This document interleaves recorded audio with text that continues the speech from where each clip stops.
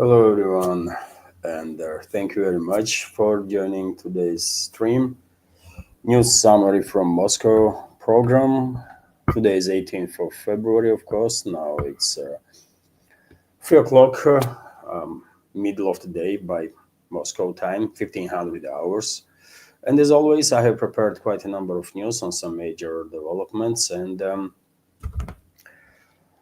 hopefully, you will find the news segment informative and interesting. There is some very interesting stuff that is going on, and of course, I will share information about it. But before I start, let me answer to Toby Tology, member of our community, who wrote in a chat on YouTube if I can launch a live stream at 9 p.m. And sorry, dear friend, but at 9 p.m. I'm gonna be at work. I'm already exhausted, man. I did the first 6 hours this morning, came home to do this live stream, and after this, I have to go back to work and do another 6 hours. So, and I will finish at 11 p.m. Moscow time. So there is no way that I'm gonna be able to do a live stream at 9. But yeah, I mean, it is what it is. I understand that many members of our community are in different parts of the world, and this 3 p.m. or whenever I am streaming may not be convenient, but there is always opportunity to watch the video in a recording, isn't it? After the live stream. So that's my answer, Toby. So thank you all, dear friends. I can see veterans of our community are in chat. Truly grateful for your attention, dear friends, for your time.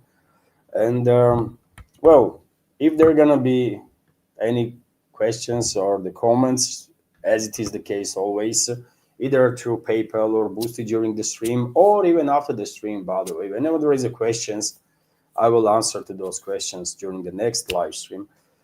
And of course, you can use a super chat feature on Rumble to donate, for example, if you want to, and to send any comment. Okay, that's being said, dear friends, I will try to be short in this live stream because yes, I mean, I'm kind of short on time, and without further delay, let's go through some news. And first, I want to share with you this report from Vzglyad News Agency that Russian armed forces liberated Kharkovka settlement in the Sumy region and Krinichna settlement in Zaporozhye region. Well, one might argue that none of the villages exist any longer. There is just territories that still have these names, and I can show you on the map what I mean, dear friends. This is Krinichna settlement in Zaporozhye region. And if I zoom in, you can see, by the way, that it's nothing there, right? It used to be a village, I guess, during the Soviet Union, but there's nothing there now. But liberation of this area from the Kiev-controlled territory is very important because Russian troops are getting closer and closer to Verkhnya Tersa settlement and Gorky settlement, right? So this is Zaporozhye direction, eastern flank of Zaporozhye sector, and let me show you another one in the Sumy region. So this is another settlement, Kharkovka in the Sumy region. If we zoom in, yet again, clearly there is a remnants of the streets, right, roads, and only a few buildings of some sort, right? So, one might argue village is no longer in existence, but area is liberated by Russian forces. It's on the border with the Russian Federation, and well, this is third or fourth area where Russian troops begun creating a buffer zone in the Sumy region, right? So it is important. It is important, I will say. And well, that's being said, let's continue with some other news. And earlier I reported, friends, that Russian troops have liberated Pokrovka settlement in the Sumy region and Minkovka settlement in DPR. That's additional information for you in case you missed my yesterday's update, for example. Also, I think this information might be interesting for our community because lately, after Elon Musk's Starlink took some measures not to allow Russian militaries, Russian engineers to use Starlink dishes for military purposes or for any purposes, really. Rumors began circulating on internet that, well, Russian troops are experiencing some tremendous difficulties now and this and that, and their picture is being painted as if Russian army was totally dependent on the Starlink, which is a freaking nonsense, obviously, and I spoke about this matter earlier, and on daily basis, videos are appearing when Russian Iran drones, for example, not just targeting their military and the military logistical energy infrastructure of the hostile side, and there is a videos, right? These Gerans, some of those Gerans are equipped with video cameras, and you can see strike itself, right? And this is definitely, this signal is coming not from Starlink, so Russian militaries have their own means, right? And also lately it has become more frequent development when Russian Iran drones are used as a mothership for FPV drones. And probably you have already seen quite a number of this type of videos when Iran is flying deep into hostile territory, and then these FPV drones are taking off and conducting strikes. Yet again, you need some means of communication with the Iran drone and the FPV drones, right? And if Starlink is switched off, then what Russian militaries are using? Their own means of communication, obviously, right?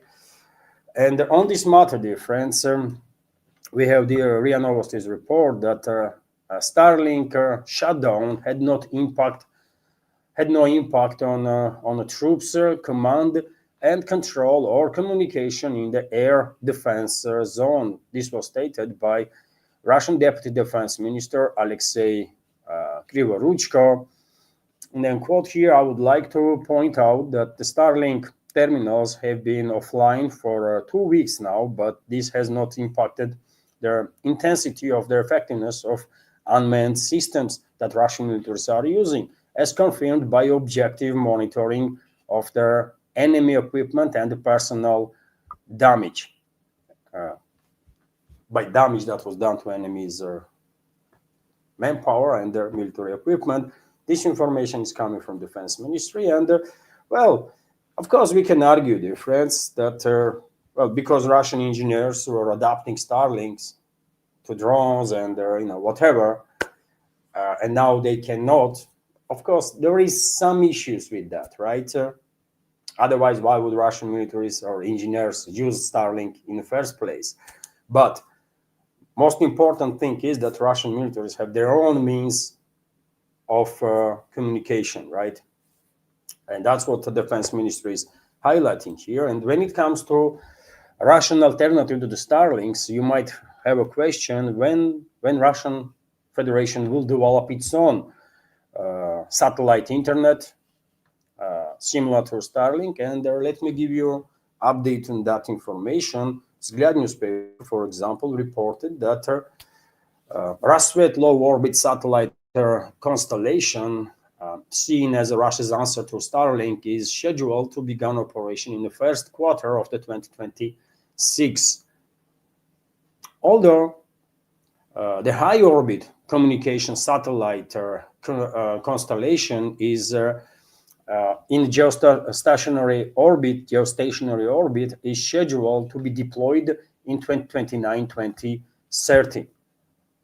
Construction of 4 satellites had already begun, according to presentation. And when it comes to low orbit satellite constellations that are gonna go online first quarter of this year, in next several weeks, basically.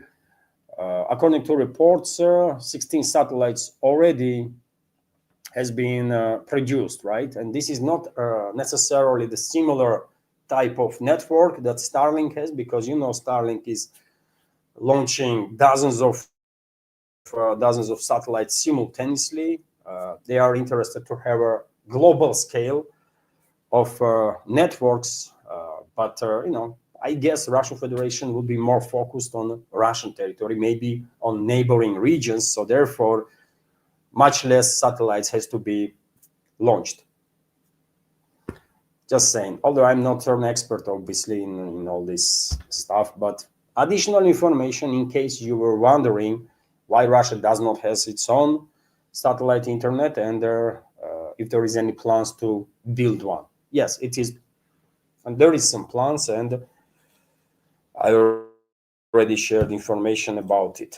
Now let's talk about this trilateral talks that took place yesterday and today in Geneva, Switzerland.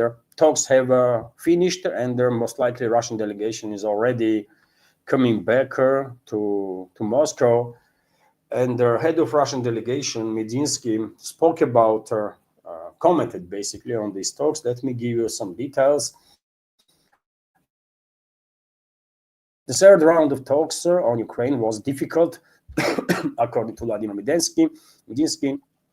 They lasted 2 days. These negotiations lasted 2 days, a very long time yesterday in various formats, and today for about 2 hours. So today's talks were quite short, right? Yesterday, dear friends, some media outlets here in Russia at least reported that talks lasted for 6 hours.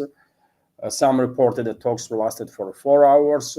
Today, definitely, there was a short negotiating day, just 2 hours, according to Medinsky. The next meeting, according to head of Russian delegation, negotiating team, will take place in the near future without any additional specifications. So that's all we get from Russian side, at least but for now, about this trilateral talks, although there is a plenty of information, generally speaking, about these talks from different sources. I will just remind you that the Russian delegation in Geneva talks was expanded. Representative of foreign ministry was engaged also in negotiations, was a part of a delegation, and I did mention this yesterday. Barak Ravid, Axios journalist, commented on the matter of these trilateral talks, and he said that about yesterday's talks, the two sources with knowledge told him that negotiations in the political group in Geneva got stuck. The sources said that the reason was their positions presented by the new Russian chief negotiator, Vladimir Medinsky. And yes, man, Medinsky is tough. He is a tough guy, man. And that's why I guess Western so-called elites hate him, right? And that's why that psychopath that is in charge of NATO formally, at least, Secretary General of that terrorist organization, Mark Rutte, tried to, attack Medinsky, but come on, man. Who the hell is Mark Rutte? Medinsky is a Russian historian, right? Russian intellectual, and who the hell is freaking Rutte? I mean, come on. It's just different leagues, right? Rutte is somewhere in... Rutte is a filth. And that says it all, right? Rutte, as a Western ruling class in general, is a freaking filth. That's all we need to know, right? But they hate everybody that are more intellectual, better human beings, and they hate Medinsky. Also, that always has some tough stance, by the way, and quite direct. And Medinsky's roots are in this former Soviet republic, I believe, in Ukraine, Soviet Ukraine, by the way, right? So he knows mentality of the people that are representing Kiev regime, right? He knows perfectly well mentality of society there in Kiev-controlled territory. TASS news agencies also reported earlier that among different topics that sides will discuss during these trilateral talks, energy ceasefire supposed to be one of, and probably it was, although by this moment, by 15, 17, 18th of February, we have not heard any news about any agreement on energy ceasefire. So I guess attempt of Kiev regime to somehow lure Russia into this trap failed big time. And also, there was also comments that this time around their sides will talk about military stuff, political stuff, and so on. But as I was saying, by the way, I was skeptical that we will see any breakthrough, and I was correct, man. There was no breakthrough. There was no breakthrough. But when it comes to energy topic,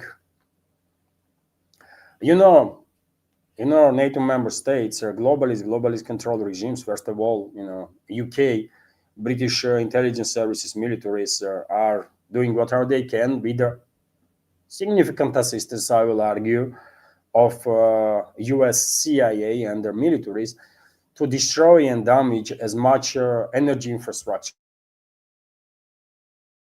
on Russian territory as they possibly can. And for plausible deniability sake, they are using key regime, obviously, right, for attacks.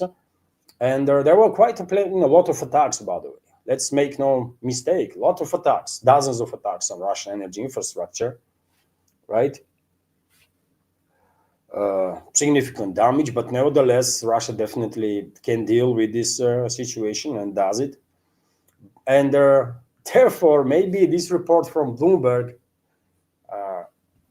will come as a sort of a surprise, especially for the people from the Western world, right? Because Bloomberg is reporting that Russia's crude flows rise and they're escalating refinery drone strikes, which is interesting. I mean, on one hand, there is plenty of strikes on Russian energy infrastructure, and on the other hand, Russia is selling more oil actually than before. Quite telling stuff. Let me give you details. So Russia's crude oil exports have continued to rise despite Ukrainian drone attacks on Russian refineries. Bloomberg reports in February, for example, Ukrainian drones struck oil facilities in Volgograd and Ukhtar, as well as the Lysky refinery in Kuban. These are southern Russia, by the way. According to their agency's estimates, Russia exported an average of 3.39 million barrels of crude per day in the first half of February, marking their fourth straight week of growth. And Bloomberg is not happy about it. And Western ruling class, I guess, is not happy about it. I mean, after all, they are launching these long-range attacks on Russian Federation, literally on daily basis. And despite that, Russian energy exports continue and even rise. Although, let me once again remind you, dear friends, that energy sector, oil and gas sector in Russian federal budget, income from it, amounts maximum at 15 to 20, 22% maybe, right? Maximum. Then we should keep in mind that half of energy income is coming from domestic market. So we have to do minus 50% from this. Let's say it's 22%, right? So it's 11 left. From this 11%, by the way, about half is going to China, right? And China continues to buy Russian oil, Russian gas, everything, right? So let's minus another 50% from this 11. What you have left? 5.5%. That will be the damage to Russian federal budget, even if we do this simple math. If Russia will stop any export whatsoever of oil and gas outside of, let's say, China and some neighboring countries, right? So what I want to say by this is that it's a grave mistake on part of Western elites, Western ruling class, Western so-called media to assume that Russia is a freaking gas station, man. And that's the narrative that they are pushing, isn't it? That Russia is a gas station. That was their attitude towards Russia in the 90s, and this attitude did not change. But Russia is not a gas station. Russian economy has developed significantly, tremendously. And energy income for Russian federal budget, no any more important than income from, let's say, agricultural sector, for example, or industrial export, generally speaking. So you see, that's how it is, man. And I still wonder why these Western so-called elites are this focused on energy, and when they gonna realize that even if Russia will stop all exports, right? Maybe with the exception of China and some former Soviet republics, Russian federal budget will still manage to deal with the situation, and Russian government will still be able to pay for all their state obligations before their citizens, right? When Western elites gonna realize this, I don't know, but they are very much focused on the energy sector, and just a few days ago I reported, isn't it, that head of UK's defense ministry stated that basically head of UK's defense ministry was actively trying to. Oh, I guess there is no internet, isn't it? Am I online even?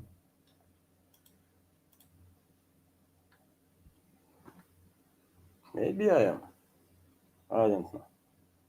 Can you write, dear friends, in chat if I am online? Because it seems like I am not.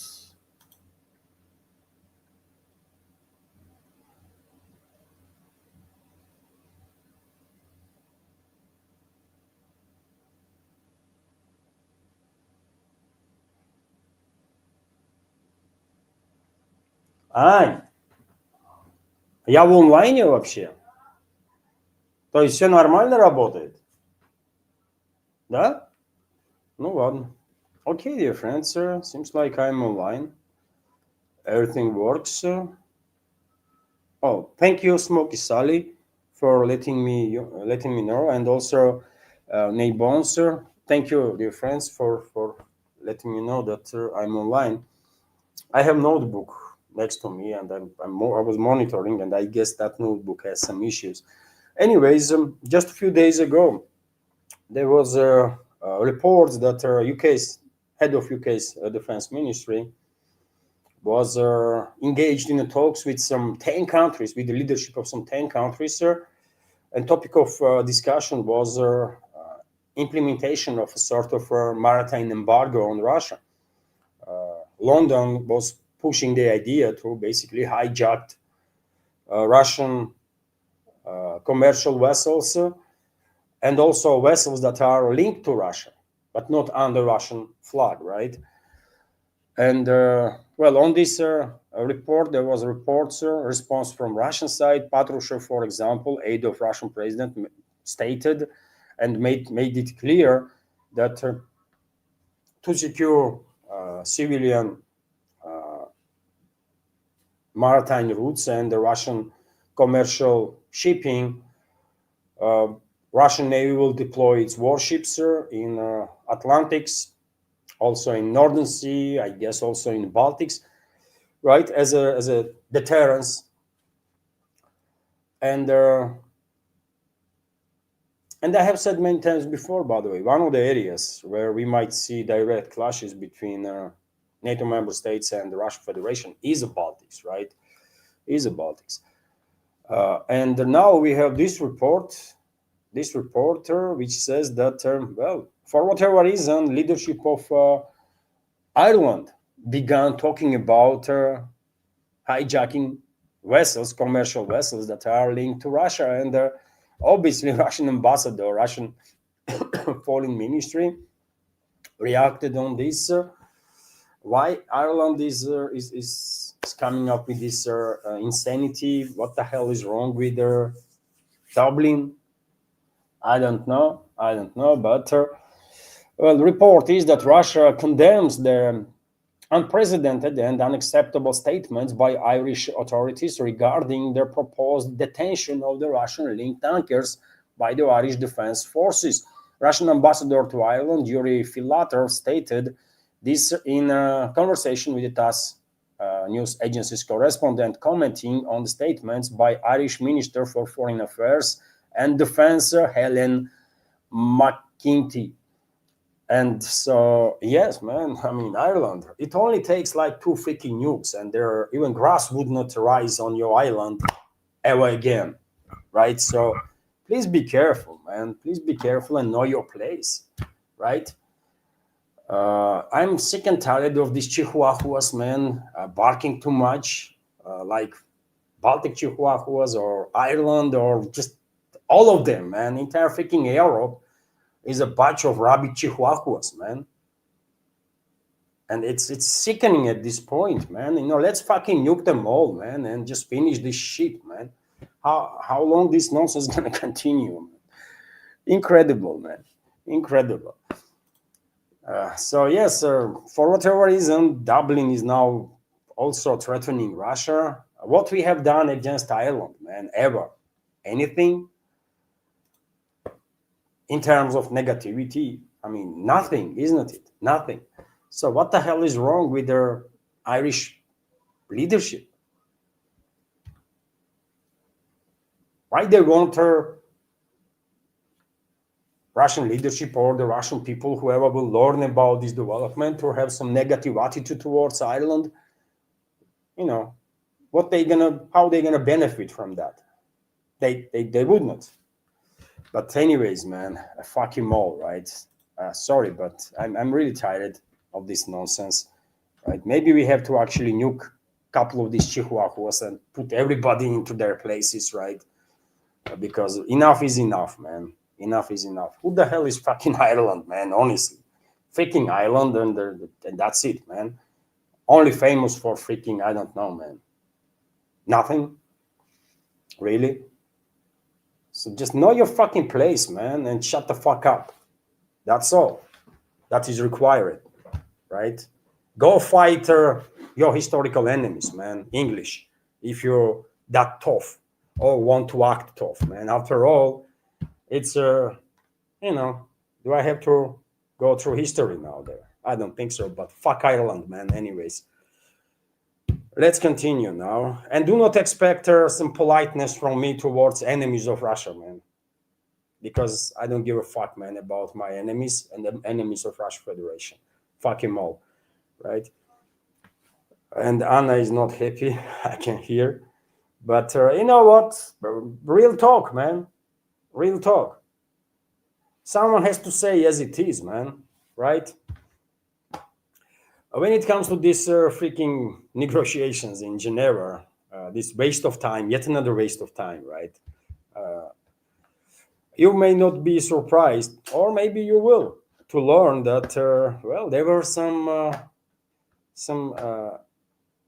European officials that were present in a very hotel in which those negotiations, trilateral talks between U.S. Western proxy regime and the Russian Federation was taking place, and we have this report on the matter. Biggest maybe nowadays and the historical enemy of the Russian Federation and the Russian people and the Russian culture, British delegation, reportedly led by Stammer's security advisor Jonathan Powell, and Stammer is of course prime minister still in UK, was spotted in their lobby of their hotel, hosting the trilateral talks in Geneva.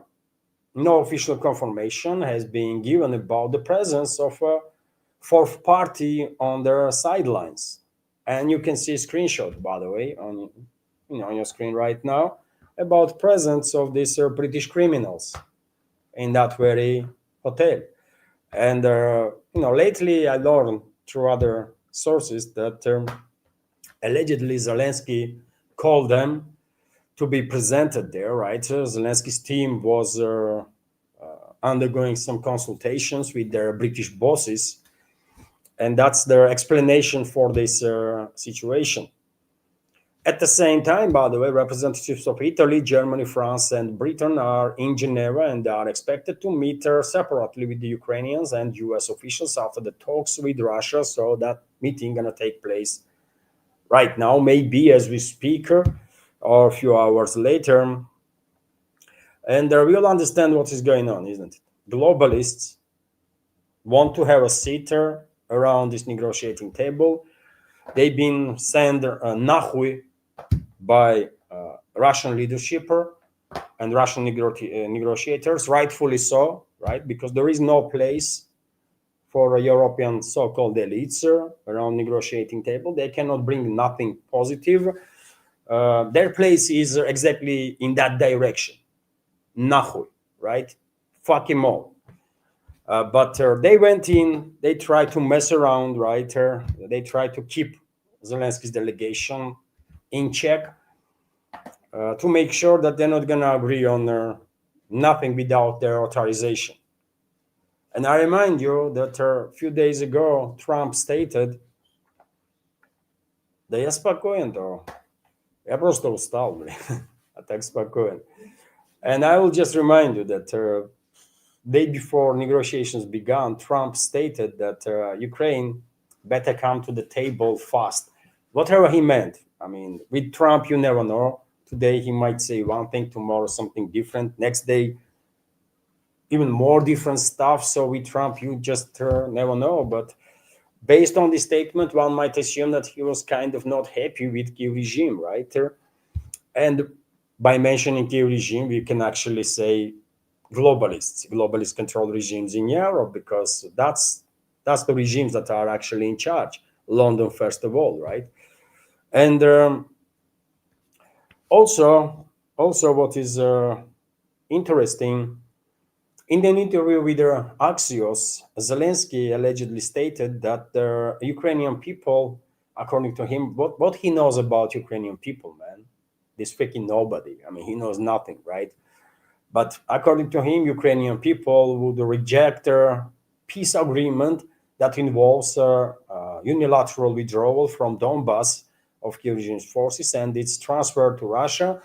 This is a lie, by the way. Vast majority of people on Kyiv controlled territory will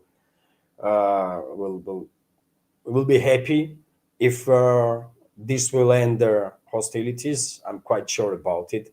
Maybe with the exception of western parts of Ukraine, which is a freaking fascist regions, right?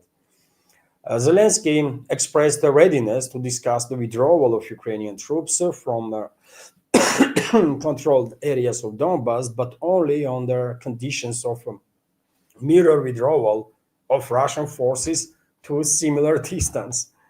So you know that globalists will never allow Zelensky to agree on any de-escalation, right? Because look what Zelensky is coming up now. That we might withdraw our forces if Russia will withdraw its forces. I mean, seriously, what kind of talk is that? It's a pure attempt to derail any chances for the escalation, right? And you know what? Russian militaries will liberate all the historical Russian territory anyways. And once this conflict will end, there's going to be no more Ukraine on the political map for good. That's all is needed to know about all this stuff at this point. But it is also interesting that allegedly, according to economists, for example, there was disagreements that emerged among the Kyiv regime's negotiating team in Geneva. So seems like there were certain people in that group, Kyiv regime's negotiators, that were linked to US, let's say this way, and there are others that are linked to London, right? And there was some internal confrontation between these two groups that were presented in Kyiv regime's delegation. Let me give you details on that. So during the negotiations in Geneva, Ukrainian delegation faced internal disagreements regarding a quick deal with Russia under the US leadership of Western media reports. Disagreements have arisen within the Ukrainian delegation at their peace talks in Geneva over their need to sign an agreement with Russia under their US leadership TASS report citing Economist article in Economist. Economist is a British outlet, isn't it? According to magazine, Vladimir Zelensky's head of office, Kirill Budanov, by the way, who is a CIA asset, I think, and many others, uh, advocated for an quick agreement, for rapid agreement with the Russian side about peace and de-escalation, believing that their window of opportunity may soon close.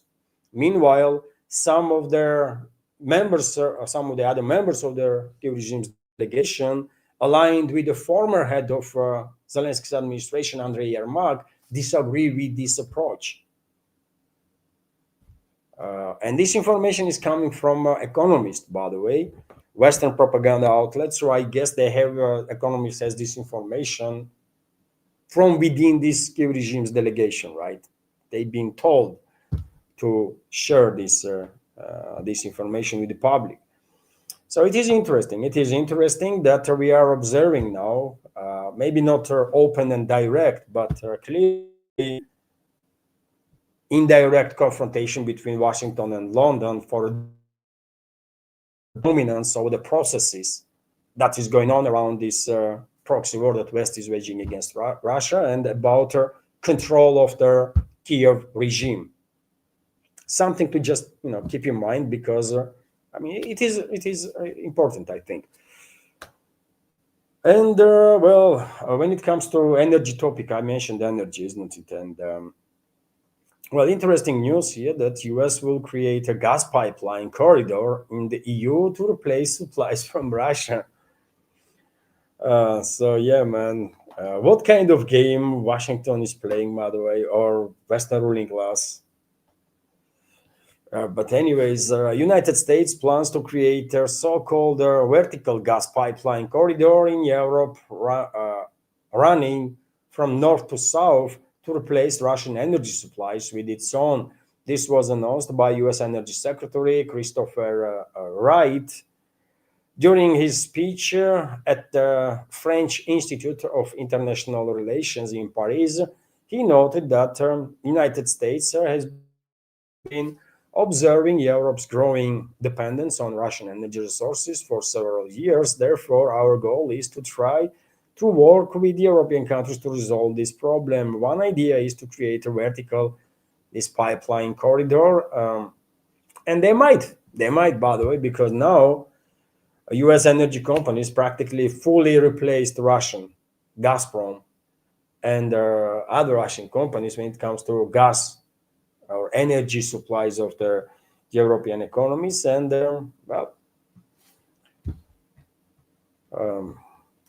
if European elites or the Europeans think that they're gonna be better off being fully dependent on US, then yeah, good luck, man. Good luck. What can I say? Let them pay, man, twice more, three times more, whatever. Right? It's their problem. I'm quite sure Gazprom, Lukoil, Rosneft, and all the others, right? They will find their customers, because world is big, man. World is big, much bigger than collective West. Anyways, few more news. How long is this update, man? How long is this freaking update?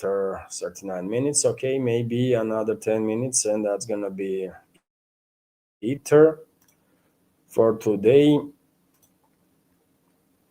Earlier, I reported, dear friends, that Europe was testing the waters to find its place around the negotiating table. Right? They want to be presented in this during these talks about Ukraine, but as I said, man, Moscow said no, we are not interested, because European elites have nothing to bring in. And let me also remind you that Patrushev, aide of Russian president, stated that Russia is considering military options to secure maritime routes, to secure commercial shipping, and to secure Russian commercial vessels, right?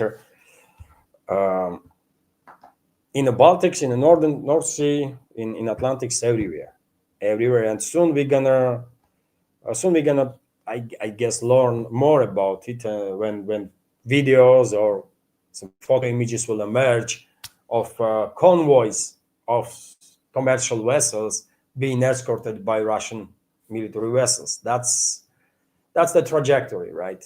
That's the trajectory that things are moving towards. Another hotspot, of course, another topic that makes headlines worldwide is Iran, obviously. Middle East and Iran. On 17th of February, there are talks between Iranian side and US. Of course, I reported about it earlier, and reports are that Iran, during the negotiations, demanded full nullification of the Western sanctions against Iran for their steps that Iran is ready to take as a compromise. And there is quite a lot that Iran is agreed on. For example, to downgrade their level of enrichment of the uranium from 60 to 20%. Right, most of the uranium will be enriched up to, I mean, 3-5% because that's what is needed for our nuclear power plants, and some uranium maybe will be enriched up to 20%, which is necessary for some medical equipment, right? And that's about it. So Iran did talk some or made some statements that they are ready to de-escalate. They are opening doors of their nuclear facilities to IAEA experts, IAEA delegations, which is also sort of a compromise if you keep in mind that IAEA is not just infiltrated by Mossad and CIA and MI6, but was actively used against Iran to justify that 12-day war and attacks on Iran, right? So nevertheless, Tehran said that, well, they will allow IAEA experts to check all their nuclear sites. Compromise, isn't it? It is compromise.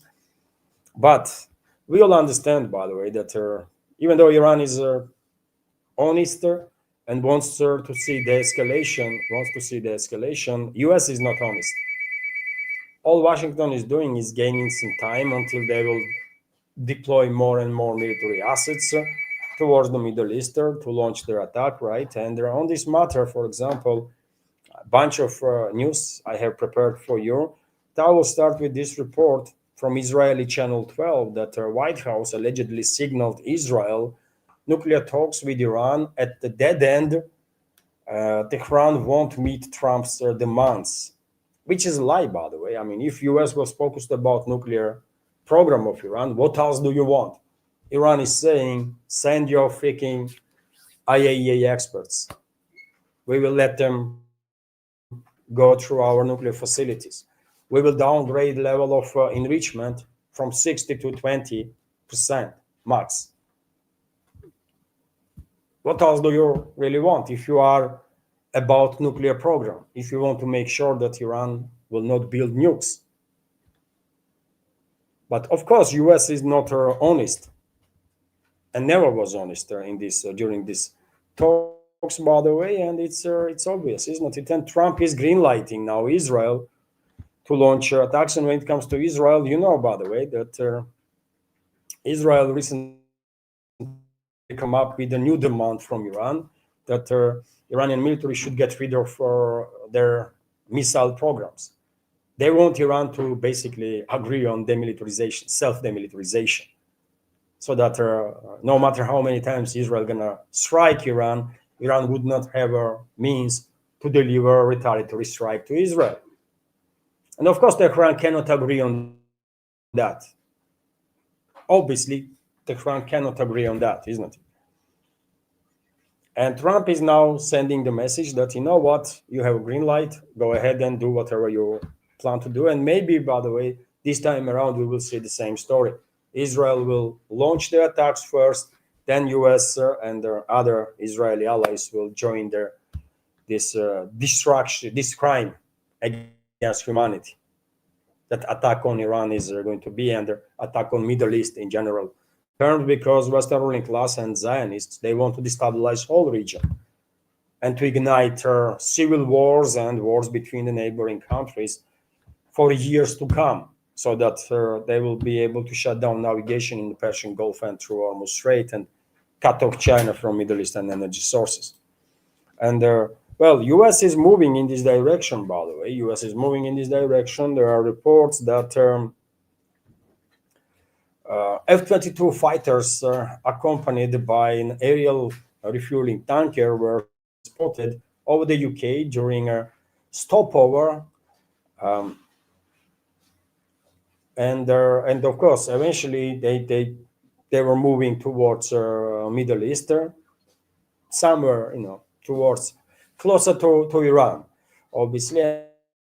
And right now, I don't know if you can see, but these dots, by the way, these small dots are F-22s. So if you zoom in, yeah, you can see it. And this bigger one is a refueling tanker. And on a matter of deployment of this American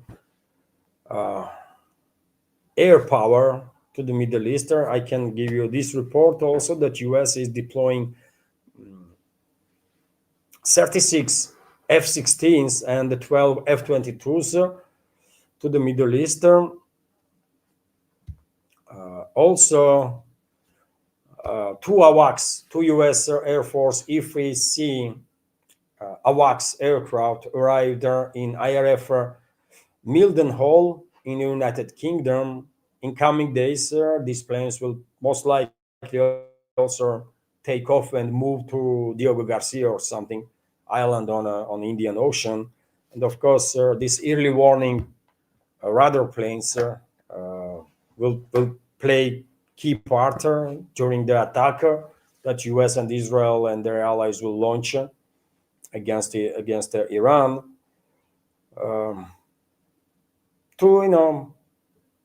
to make sure that they have enough information about potential work of Iranian Air Force. And Iran does has Air Force, by the way. Maybe not maybe, definitely not as powerful as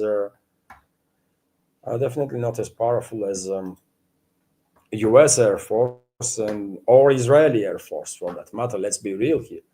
But still, Iran has some quite capable planes, and if rumors are true, and Iran has received either Su-30s, Russian-built Su-30s, or Su-35s, then of course that will increase Iran's Air Force's capabilities significantly.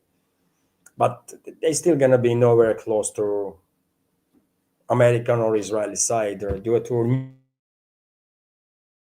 numerical difference, tremendous numerical difference when it comes to modern battle-capable planes.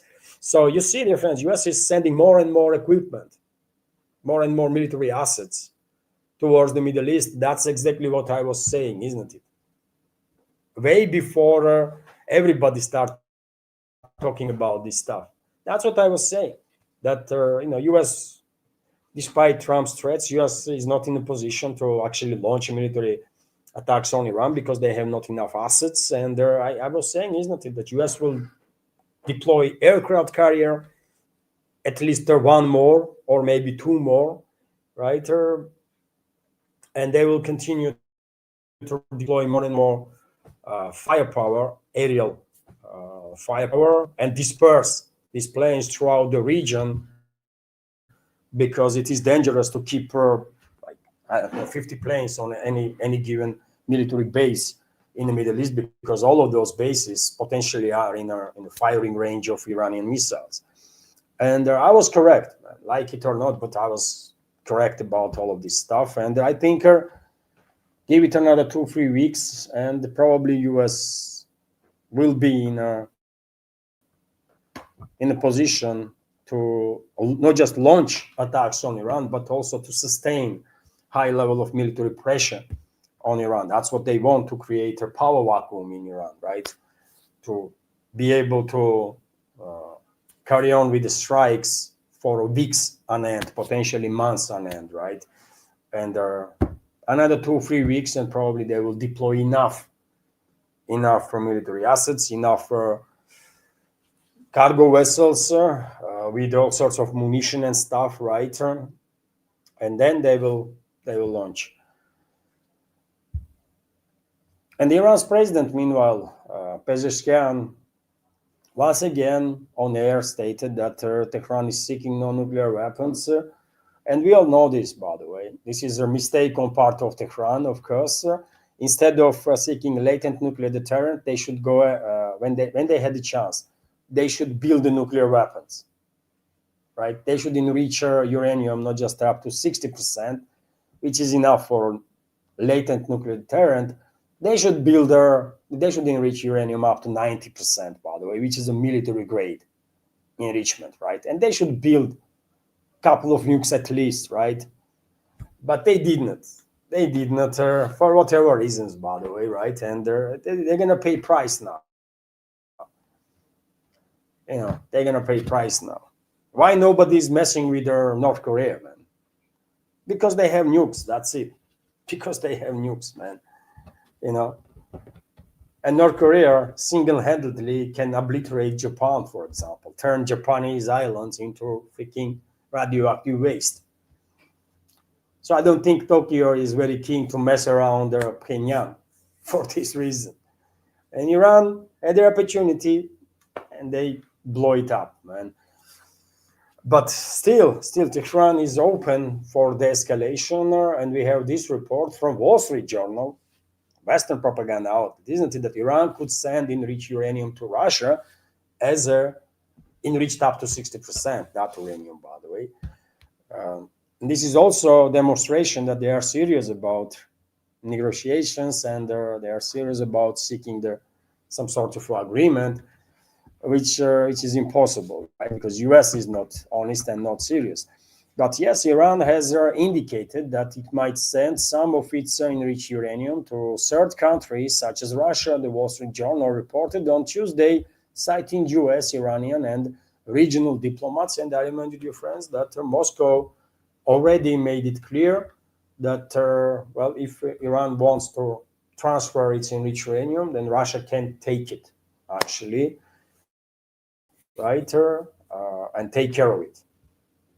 So if this enriched uranium should not be an issue, really, because Iran is willing to send it to Russia.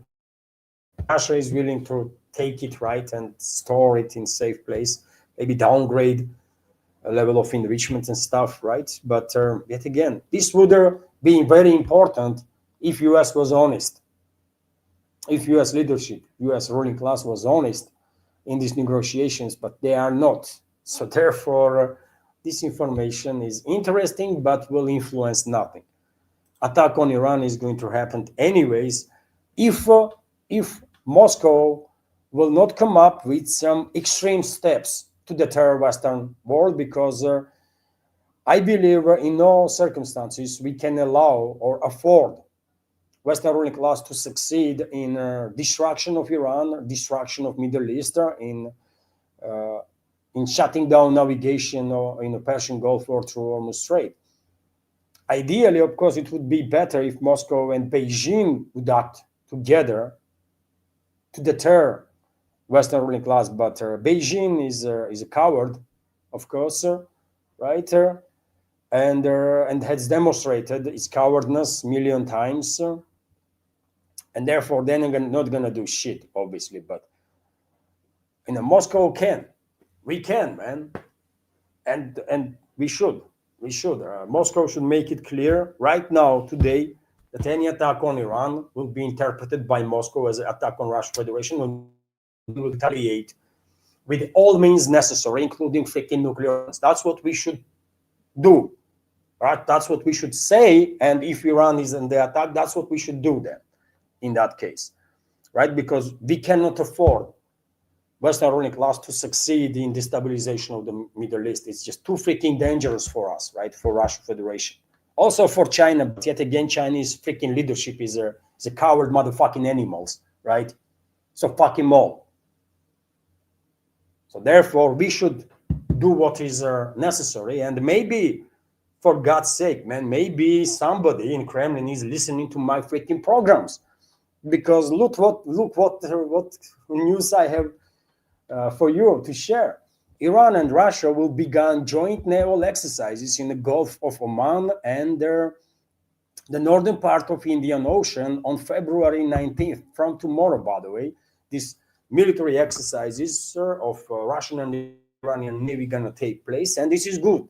This is good. Obviously, this is not enough to be seen by the Western elites as any deterrence. But who knows, man?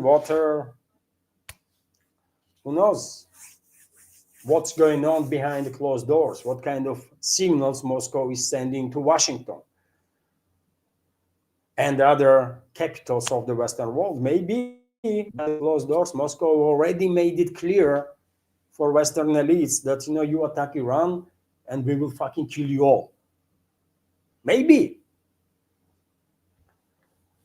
I don't know, but exercises of Russian Navy and Iranian Navy is a good signal.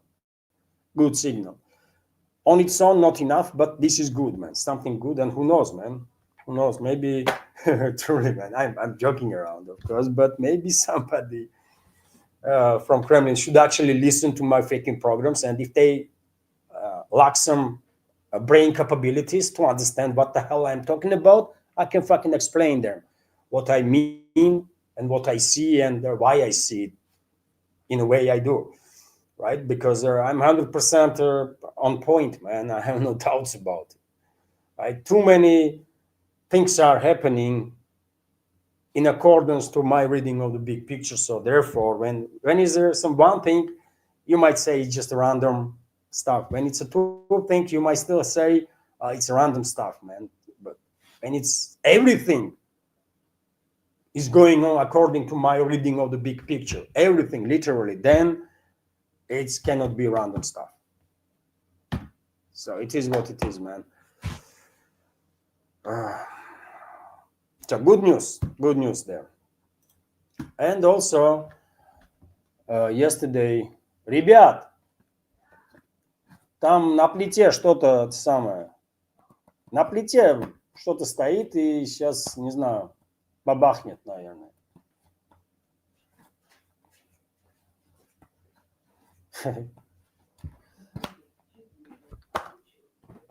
So yesterday I mentioned this news that over the past 3 days, past 4 days now, at least 3 or maybe more, even Russian IL-76 transport planes fly from Russia to Iran, and we'll understand, of course, that these planes were not delivering some sweets, isn't it? Those planes were delivering some serious stuff to Iran, and this is also maybe seen together with these maritime exercises of Russian and Iranian Navy assets as an indicator that Moscow understands how dangerous the situation is, how important for Russia is to keep Persian Gulf open for navigation, to keep Hormuz Strait open for navigation, to keep Middle East, generally speaking, as safe and stable as possible.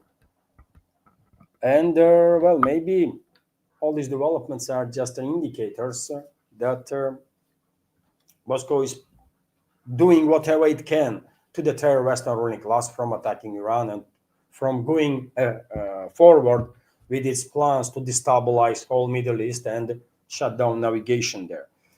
Maybe that's what is going on. I don't know. Few more news, dear friends, and that's about it for this news summary. Former Israeli PM Naftali Bennett warns that Turkey is the new Iran. He called President Erdogan sophisticated and dangerous adversary who seeks to encircle Israel, according to Israeli national news. Bennett said Israel needs to confront threats from Ankara and Tehran simultaneously. And I don't know about you, dear friends, if you are surprised that former high-ranking Israeli official, most likely Mossad asset, member of the Zionist movement, is attacking Turkey, but there is no surprises to me. Here, I have said many times before that Turkey and Israel, despite their decades of cooperation in the past, both these countries are on a trajectory of collision. And this collision seems to be kind of inevitable. And Naftali Bennett is not hiding that, well, they should attack Turkey also. And they will, man. They will. Mark my word, Turkey gonna face tremendous troubles. Tremendous troubles because of the hostility of the Zionists and the Israeli regime. And I guess Ankara knows about it, right? They should know, anyways, about it. So, well, one might argue this is a beginning of the long story of hostilities or struggle between struggle for survival, maybe even between Israel and Turkey. Just the first steps, beginning of that long story. Also, a few more news. TASS News Agency is reporting that U.S. Department of State claims that Russia, China conducted the nuclear tests, which is insane, of course. But no one gonna challenge these officials in U.S. No one is challenging Western officials, anyways, right? Whenever they say any crap about either Russia or China, and so, well, of course, whoever will read the news in the West will probably believe that yes, Russia and China conducted nuclear tests, so now US has to do the same. Which is crazy though. US administration claims that both Russia and China have conducted low-yield nuclear tests in recent years. Addressing their Hudson Institute seminar, Assistant Secretary of the State, Arms Control and Non-Proliferation, Christopher Yeo, said that current situation in the sphere is extremely disadvantageous for Washington. Well, ask our Russian and Chinese counterparts what are they gaining out of these tests. They are conducting the tests again. He said, I'm aware that they are repedaling the fact. The facts are the facts. I mean, okay, freaking insane idiots, man. In U.S. State Department, and of course they're gonna come up with some nonsensical statements because we have this report that U.S. wants to return to nuclear tests without large-scale explosions, but well, they want to go ahead with nuclear tests, and Trump himself made it clear, isn't it? It's like 2 months ago or something when he started talking about nuclear tests being resumed in the US. So Washington will conduct nuclear tests without large-scale atmospheric explosions, said Assistant Secretary of the State for Arms Control and Non-Proliferation, Christopher Yeo. That very same creature that blamed Moscow and Beijing for conducting nuclear tests, which is nonsense, by the way. You're not going to be able to hide nuclear explosion. Low yield or high yield, you're not going to be able to hide nuclear explosion, period. And how come that only Washington is coming up with these nonsensical statements? None of the Russian neighbors say nothing. None of the Russian neighbors, with the exception of US. US is our neighbor too, of course. But no other neighbors have said anything. And after all, Russian nuclear test site is in Novaya Zemlya, by the way, archipelago, in the north, right? Not far away from Norway. And did Norway say anything about some nuclear tests there? No, they did not, because there was no faking tests. And no Chinese neighbors have said anything. Neither Russia, neither any other, that there was any tests there. So yet another lies from U.S. State Department to justify their intent. And the intent is clear. They want her to resume nuclear testing. And once they will go ahead with that, I'm quite sure China will definitely follow, and maybe Russia also.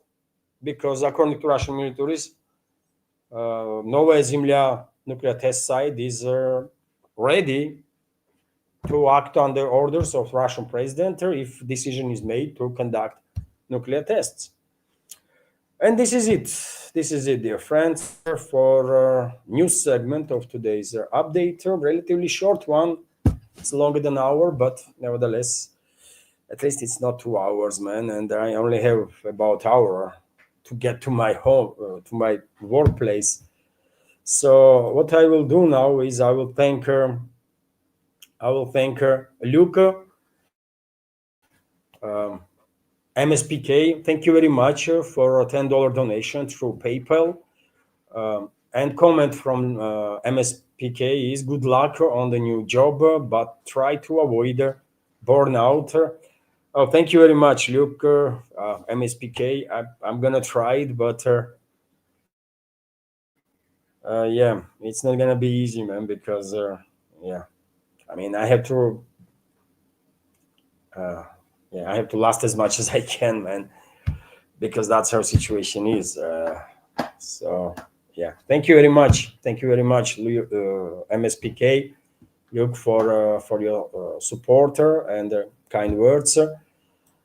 And also thank you very much, Scooby, for gifting member of our community on Rumble premium subscription. This is $5 donation, dear friends, to this project from Scooby. And at this point, I guess majority of premium subscribers on Rumble are premium subscribers because of the Scooby. Probably, I'm quite sure he gifted to a majority premium subscription. Thank you very much. I appreciate your support, dear friends, and that's about it. I can see Nidish Kumar is asking, Levan, how is your new job? And this weekend I'm gonna have a day off, right? And I will share some information about job. It's hard, man. All I can tell right now, in few minutes, it's a freaking hard, man, right? But yeah, I mean, I don't really have a choice, so it is what it is, man. Dear friends, that's about it. That's it for now. If you want to support my work, if you want to support there was super chat. There was a super chat right now, also from Scooby. Let me highlight it, friends. Let me highlight her super chat from Scooby.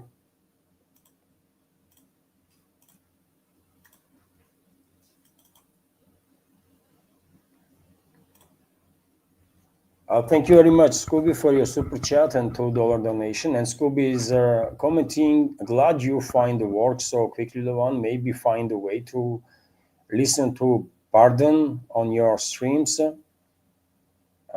Way to listen the Pardon on your streams, like selecting less news or something.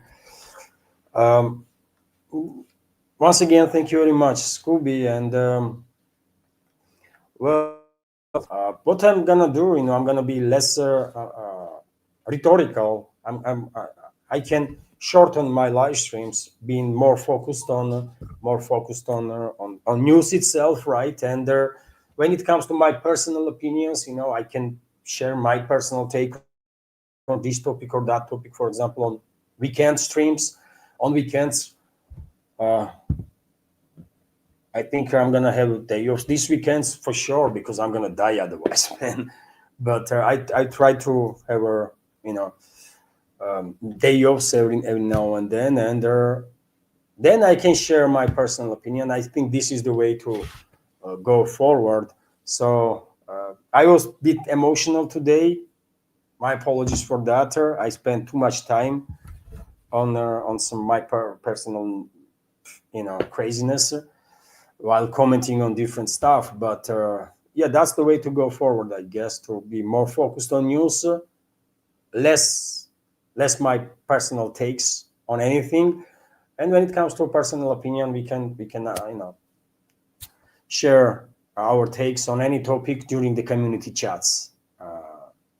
So that's what I think. Once again, thank you very much, Scooby, for support. Many thanks to, of course, Luca. And to everybody, by the way, to everybody that supports my work, either through Rumble or PayPal or Boosty or Patreon, by the way. And yes, before I go, let me just ask you all to join my Patreon if you can. That will be, of course, a very big supporter. And if for whatever reason you hate Patreon, then you can subscribe to my Boosty page in that case. Links are under this video description box and in the pinned comment. Thank you very much. Have a wonderful day and take care. Bye for now. See you tomorrow, dear friends.